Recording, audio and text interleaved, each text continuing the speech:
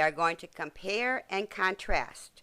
Now, if you listen very carefully, I'm going to be giving you a lot of information to use on your Venn diagram, so be quiet and listen, and you might even want to take notes to make it easier for you. On the left side of the screen, you're going to see a sculpture that's called This and That. It's a ceramic sculpture by artist Harris Deller. It was created in the United States, and it is considered to be contemporary, which means it was done within like the last 50 years. On the right side, you'll see a Greek vase from Attica. It was created between the years 550 and 520 BC. Now, in art, you could have 3D art or 2D art. 2D art is two-dimensional. That is flat art. For example, a painting or a drawing that you could only measure height and width. Ceramics is 3D art, three-dimensional. You could not only measure the height and width, but you could also measure the depth.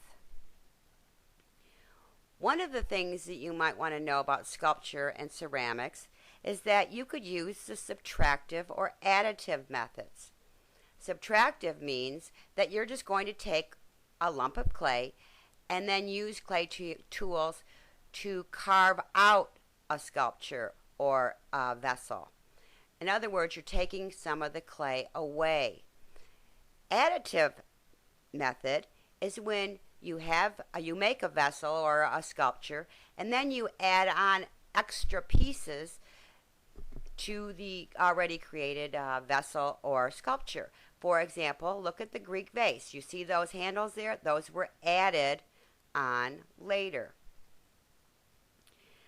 Another thing when you're looking at art that you want to think about is it objective or non-objective or real, realistic, or abstract? In these two cases, if you look at the Greek vase, notice that the artist used glazes to create an image or picture on the surface of the vessel. The picture shows Dionysus talking to Hermes and with a dancing satyr on the left side. That would be a realist image or picture. On This and That sculpture, there is no realism. It's just non-objective or abstract. It's got lines. It's more like just about art. Lines, spaces. I suppose you could say, oh, it kind of resembles the texture of maybe a seashell or moving water, but still, it's pretty abstract. Another thing when you look at sculpture or ceramics is the question, is it utilitarian? That means, is it used for everyday purposes?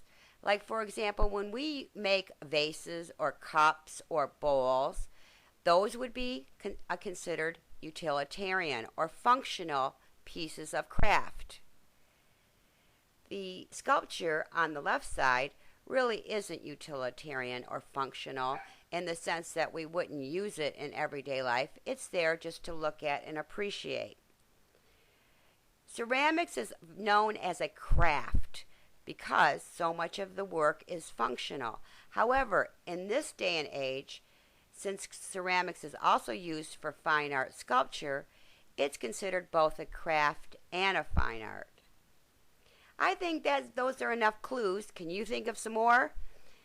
Fill out your Venn diagram and do the best job you can. Good luck!